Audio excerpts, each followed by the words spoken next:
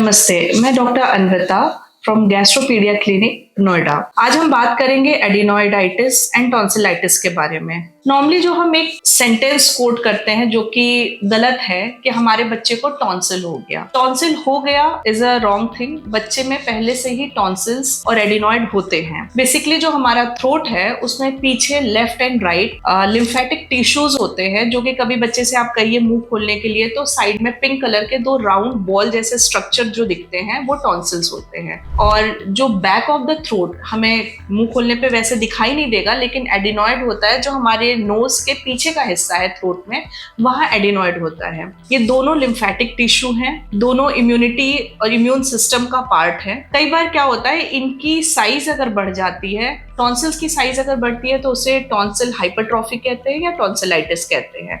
और अगर यही एडिनोइड बढ़ जाए तो उसे एडिनोइड हाइपरट्रॉफी या एडिनोइडाइटिस कहते हैं। होता क्या है नॉर्मली, अगर जिस बच्चे को टॉन्सिलाइटिस और एडिनोइडाइटिस हुए हैं उनके सिम्टम्स क्या होंगे। बच्चा रात में सोते समय काफी खराटे लेगा, स्नोरिंग करेगा, माउथ ब्रीदिंग होगी, मुंह खोल के सांस लेगा, स्लीप काफी अफेक्टेड होती है बच्चे की, फ्रीक्वेंटली वो अवेक होगा, रेस्टलेस स्लीप होती है। और ये जो खराटे बच्चा ले रहा होता है, बीच बीच में सांस लेते समय एक पॉज आता है जब वो सांस नहीं लेता है और फिर खराटे लेता है। तो ये जो बीच बीच में पॉजेज आ रहे हैं उसे स्लीप एपनिया कहते हैं।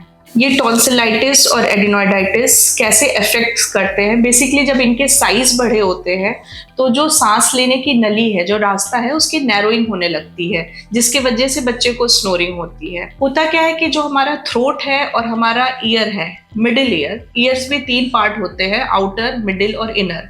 तो जो मिडिल ईयर है और जो थ्रोट है उसके बीच में एक पतली सी ट्यूब होती है जहां एयरवे सर्कुलेट होती है टू एंड फ्रो। तो होता क्या है, जब एडिनोइड और टॉन्सिल्स ये हमारे बड़े हो जाते हैं, रास्ते को नैरो कर देते हैं, तो ये ट्यूब ब्लॉक हो जाती है।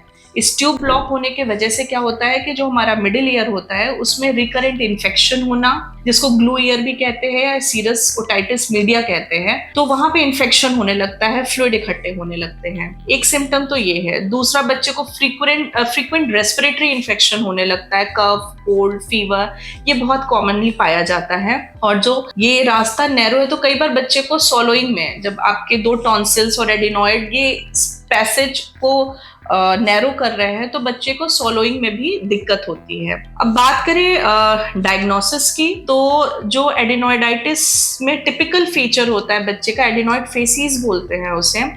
बच्चे की नोज नैरोइंग सी हो जाती है काफी, जो तलवा होता है, पैलेट, हार्ड पैलेट, वो काफी हाई आर्च्ड हो जाता है, टीथ की क्राउडिंग होती है, इवन अपर लिप्स थोड़े छोटे लगते हैं, क्राउडेड लगते हैं as compare to the lower lip. तो एक फेशियल एक्सप्रेशन से हमें, या क्लिनिकल सिम्टम्स जो उसके हैं उससे हमें जज कर सकते हैं कि बच्चे को शायद टॉन्सिलाइटिस या एडिनोइडाइटिस हो रही है। इसकी डायग्नोसिस में हम एक एक्सरे कराते हैं, नेक का लेटरल व्यू, जिसमें हमें दिखता है कि एडिनोइड की साइज बड़ी होने के वजह से नैरोइंग हो रही है पाथवे की, जो एयरवे है। और ट्रीटमेंट की अगर बात करें, नॉर्मली इफ हम इस कंडीशन में अपने बच्चे को पीडियाट्रिशियन को दिखाते हैं तो ऐसी कंडीशन में जनरली वो स्टेरॉइड का नेजल स्प्रे रिकमेंड करते हैं, जो कि कपल ऑफ मंथ दिया जाता है। कई बच्चे इससे धीरे धीरे इम्प्रूव हो जाते हैं, लेकिन बहुत से बच्चे में एडिनोइड स्प्रे के बाद भी सिम्टम्स में कुछ खास चेंजेस नहीं पाए जाते हैं। ऐसी कंडीशन में हम जनरली ईएनटी डॉक्टर से रेफर करने को बोलते हैं और वो डिसाइड करते हैं। कई बार ऐसा रिकरेंट इन्फेक्शन अगर चेस्ट का हो रहा है, मिडिल ईयर इन्फेक्शन हो रहा है, बच्चे को सॉलोइंग में प्रॉब्लम काफ़ी हो रही है, तो ऐसी कंडीशन में हमें ऑपरेशन करना पड़ता है और ये टॉन्सिल्स और एडिनोइड की सर्जरी करके इनका रिमूवल किया जाता है। Thank you.